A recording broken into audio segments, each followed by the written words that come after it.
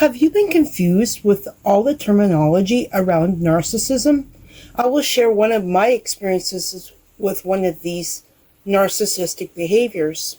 I have wanted to do a video like this for quite some time, as when I watched other channels on narcissism, they would use different terms and I had to learn what they had meant.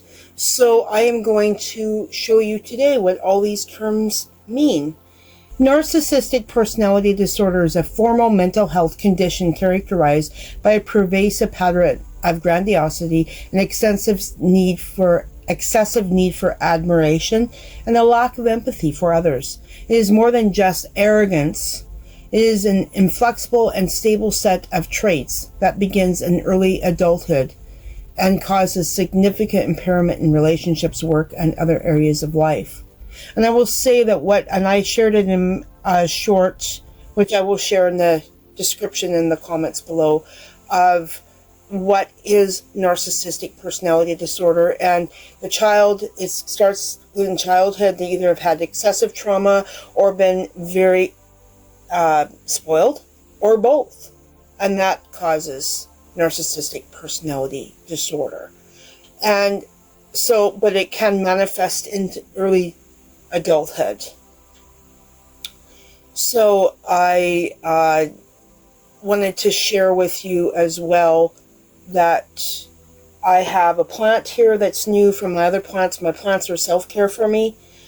I had a succulent garden. You only saw the top part of it, but it's not doing so well. And I can use as a story that I like to try new things, and sometimes we fail at it, but we can keep going, and that can be for healing from narcissistic abuse. Keep trying, keep going. It's looking kind of sad right now, and I bought this plant on the weekend. It's a tropical fern. We'll try it. They can be tricky, but I'm up for the challenge, and we can be up for the challenge in healing too. It's a process. So I wanted to share my new plant with you today. Hi, my name is Maria, and I'm studying to become a life coach specializing in narcissistic abuse and trauma recovery. I hope my videos are helpful, informative, and validating for you, whether you are presently in or have been in a narcissistic abusive relationship. Or maybe you have a friend or family member that presently is or has been in a narcissistic abusive relationship. Or maybe you have a friend or family member that is a narcissist. A boss, a colleague, a roommate. It doesn't have to be a romantic relationship. Terminology for narcissistic personality disorder, or NPD, includes a mix of clinical diagnostic criteria, theoretical subtypes, and popular terms to describe behavioral patterns. Official diagnosis requires meeting at least 5 of the criteria in the DSM-5 book. So we'll now get right to the terms. Grandiosity, which is an inflated sense of self-importance and exaggerated achievements. And they think they're above others in society. They believe that they're a higher class or more important, something like that. They have fantasies of omnipotence, preoccupation with unlimited success, power, brilliance, or ideal love. And I was with a guy, I just thought of an example, and I'm going to share it off the cuff, that he acted like this, and he'd walk around like, look at me, I've entered the building now, everybody bow down. I mean, he didn't say everybody bow down to me. He didn't expect it, but he acted like it, like he was of that much importance, like he was a king entering. I did definitely see it in him. They have a belief that they're unique. The idea that they are special and only be understood by high status people, kind of like what I was talking about. They have a need for excessive admiration and requirement for praise and recognition. It makes them feel good because underneath all that inflated self, they are desperately insecure and need to be propped up. They have a sense of entitlement, unreasonable expectations of especially favorable treatment. They believe that they are entitled to be treated better and different than others. They have interpersonal exploitation, taking advantage of others to achieve their own ends. And I will say, they think it's not wrong. They think they're entitled to it. They're entitled to rip someone else off for their benefit. It's not wrong to them because they're above. That's an example. They honestly, really, genuinely believe they are not in the wrong. They have a lack of empathy and the inability or unwillingness to recognize the feelings and needs of others. They are absolutely incapable. It's not that they don't want to. They are incapable of recognizing it. Well, and they probably don't want to as well. And they are riddled with envy. And this makes me think of another example of, I was with this guy and we were supposed to separate and I was supposed to work on myself. And he said he would too, but no plans for that actually. And he said, I want you to change so that I don't have to resent you. Very interesting choice of words. Have to resent. It's not a choice to him. He would have to resent me because I wouldn't change. So it would have been my fault. I hope this helps you understand a bit. So envy, believing others are envious of them or being intensely envious of others. Vice versa. If I would succeed at something and he wouldn't, he would be jealous and envious of me. For sure. Or it could be the other way around. They are very arrogant or prideful, haughty, snobbish, disdainful behaviors and attitudes. They're again thinking they're above others. They're best. They are the best at everything. And I've talked about this a lot in my videos, but I will describe it here so you understand. Idealization or love bombing.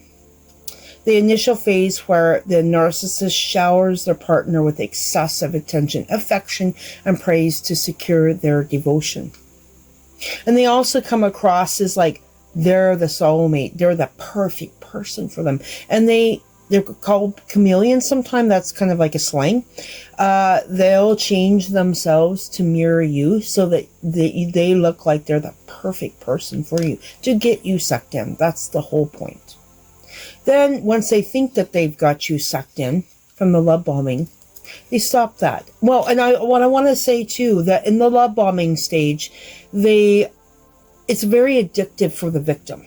Because it's like I have been through it. It's feel like this is amazing. My time with this person is amazing. And it's so much fun. It's almost like you get addicted to that funness and the amazingness of it. And then suddenly they jerk themselves away. And this is called the devaluation. And it's very difficult for the victim. It's like going into a withdrawal from a drug. It's very hard. So in the devaluation stage is where the narcissist begins to criticize, belittle, and emotionally withdraw. That's where the withdrawal comes in for the victim to maintain dominance and make the partner feel unworthy. They think by then they're pretty confident that you'll just stick with them regardless because of the love bombing. And so now they can belittle you and the reason they belittle you is because they want to get control over you. And they want you to become subservient to them. It's very, very heartbreaking. And it can cause so many deep emotional problems in the victim. And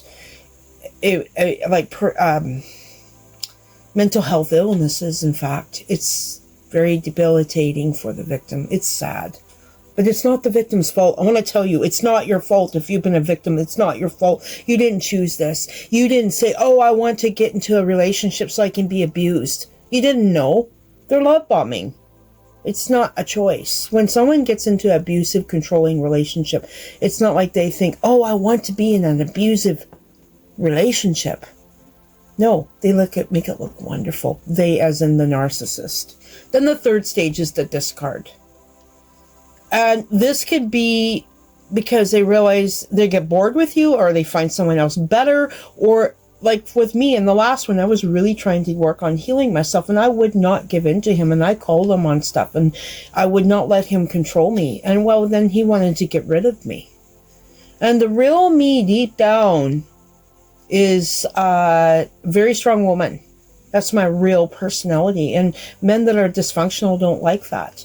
And I wondered so many times why I would get discarded and dumped in relationships. And I thought was something wrong with me. Not at all. It's because they found out I was a strong woman and they didn't like that. So just wanted to add that little in there, that little tidbit. So the discard is a sudden end to the relationship. And it usually does end cruelly, heartlessly, and suddenly.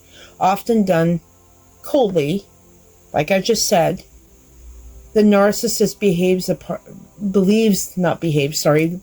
the partner no longer provides sufficient supply or has been replaced, like I had said. So now I'm going to go into terminologies of common manipulation tactics.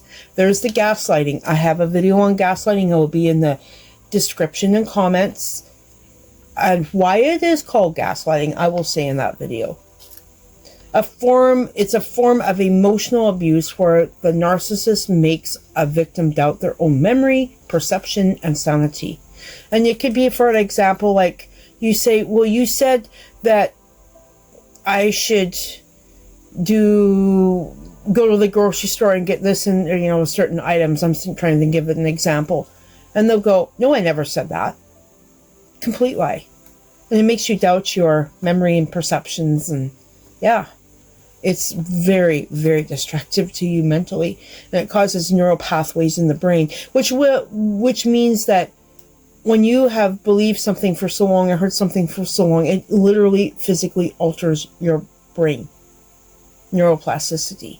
And it makes these neural pathways. And if it's hard for you to break the cycle of what you believe, don't be hard on yourself. You're trying to break these neural pathways in your brain, and it takes time and practice and a lot of work on yourself. So whatever you do, don't be hard on yourself. So the next one is hoovering. And it's an attempt to set the victim back into the relationship after the discard, or during a period of no contact, like we went on a break so we could work on ourselves, that kind of thing. Often using false promises of change. Exactly what happened to me, the false promises of change. He did hoover a bit with me, but not excessively, because he found out at the end I cut all ties. I had hard, firm boundaries of no contact, and he totally lost contact with me. So he didn't do that a lot of hoovering. There's another one, my worst, most abusive relationship. He hoovered me, but I didn't want him back. I mean, I thought, do you think I'm a sucker for punishment? I mean, he really did. It was punishment. So that's when they try to get you back, basically. And they will come around even when you think they might not. You may be surprised, so be prepared. So the next one is triangulation. It's bringing a third person into a conflict to create jealousy, competition, or validate the narcissist's own perspective. It's kind of like what happens in cheating in relationships. I have a 3-part series on cheating. The links will be included down below as well. Next term is flying monkeys. They get third parties, not necessarily another partner, but just people, maybe mutual friends. This is why it's so important to go extreme no contact, even with friends, because I will explain, they become flying monkeys, which is third parties, friends or family, recruited by the narcissist to spy on, harass, or spread rumors about the victim, or even they get curious about how you're doing after they've discarded you. They're very curious about that. So they want to find out what's going on in your life. So they ask the flying monkeys or family or friends what's going on. It's like when somebody goes and robs a place and they go back there because they're curious. They spy around to see what happens. They're very curious. The same idea, totally. Next term is projection. It's attributing their own negative traits, feelings, or actions, such as lying or cheating, into their partner, onto their partner, it makes them feel better because they know that they feel really bad deep down. They have a hard time feeling sometimes, but to justify their own actions, I will put it that way, is to justify their own actions to make themselves better, but very destructive and very harmful for the victim. This is why it's so very important to go seek help from a therapist who specializes in narcissistic abuse and trauma, complex trauma. Regular therapists do not understand it. So very damaging. Another term they use is word salad. This is disorganized, circular, or nonsensical speech used to confuse the victim and avoid accountability during arguments. It's to get you derailed. And so then they can control you more. And they really feast and love getting you upset. It makes them feel better, grandiose. So now I will talk about the terms of the core behavioral concepts. There's narcissistic supply. This word is thrown around a lot. It's the constant need for attention, admiration, or even negative reactions from others that the narcissist uses to regulate their fragile self-esteem. They need this to prop them up. Makes me think years ago, whenever I think about needing to be propped up, I went to a rodeo and they had these they had like a scarecrow on there out in the arena, and it kept falling over, so they took a broom and shoved it in the scarecrow to prop it up. And I always think of that analogy when kind of makes me laugh a little bit when it was like a fake human but needed to be propped up. Same kind of idea there.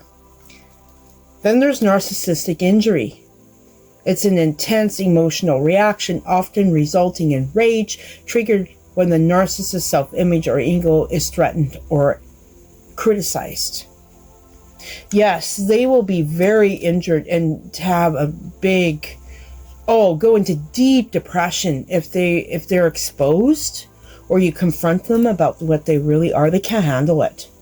It's like they live in this fake reality. It's not a reality.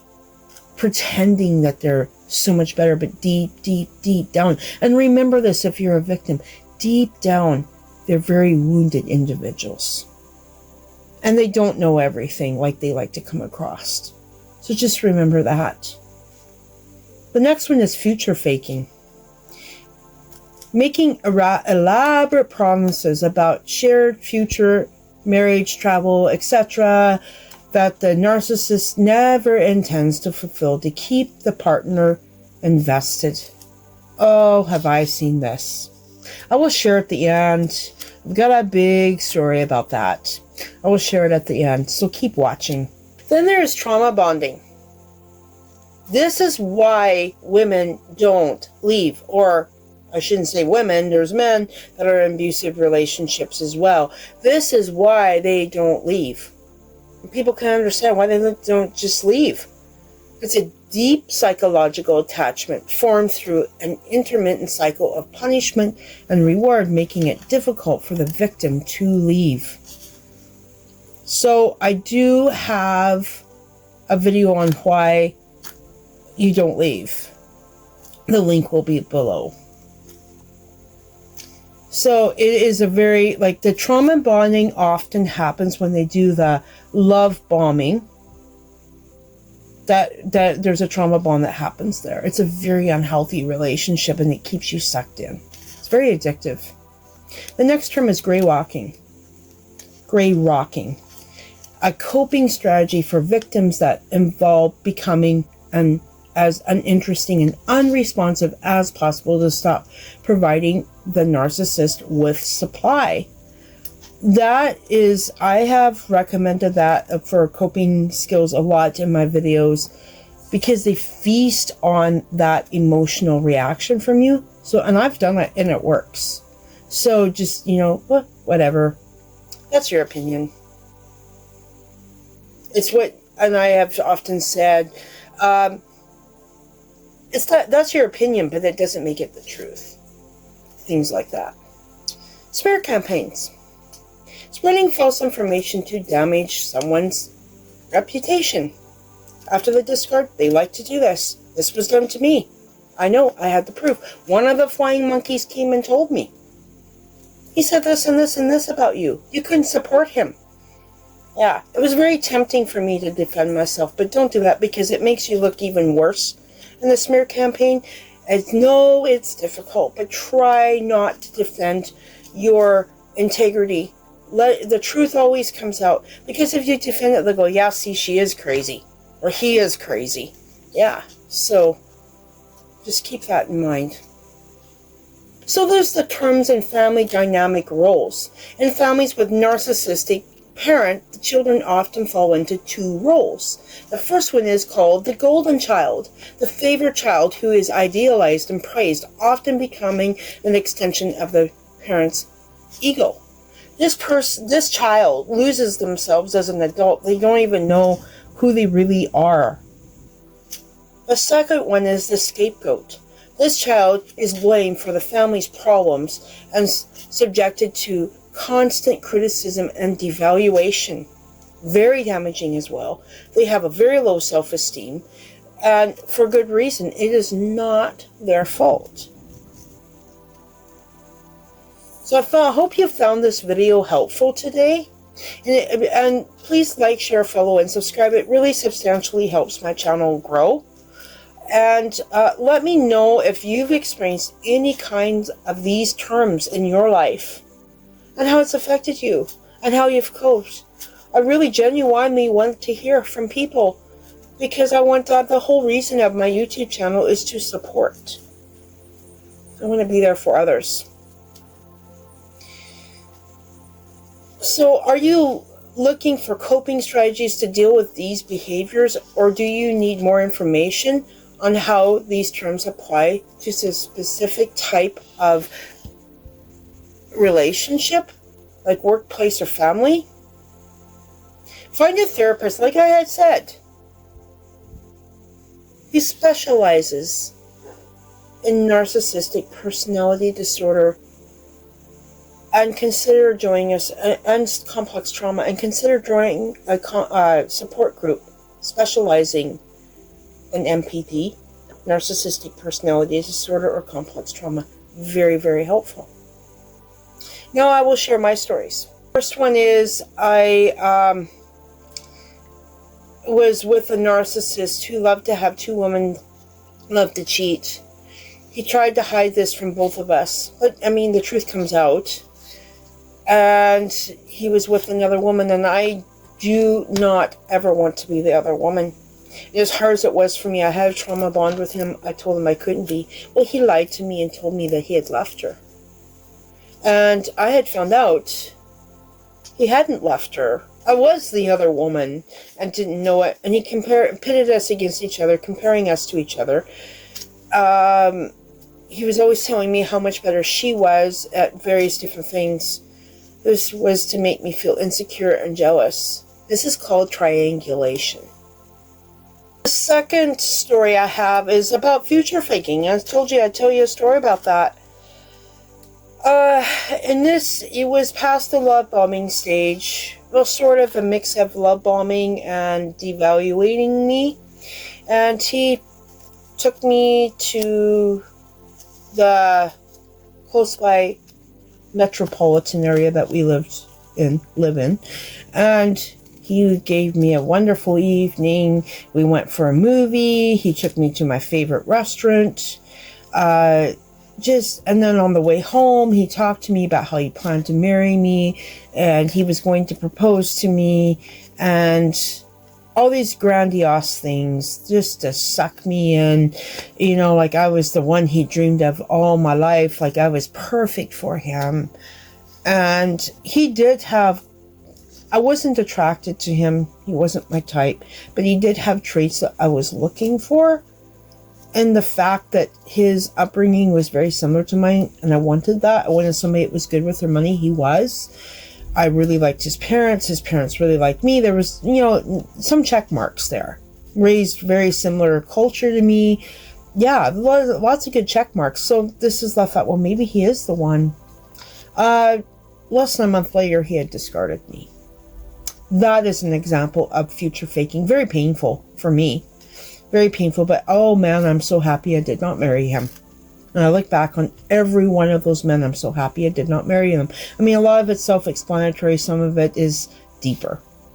So I have videos on the smear campaign, Narcissistic Discard, Reclaiming Yourself, Gaslighting Explained, 3 ways to win with a narcissist, why you don't leave. I have a series, a 3-part series on cheating. They will all be included below in the description and the comments. So I want to ask you, have you been through a smear campaign or feel devastated that you don't know how to handle it? Watch my video on the smear campaign. I will see you in that video.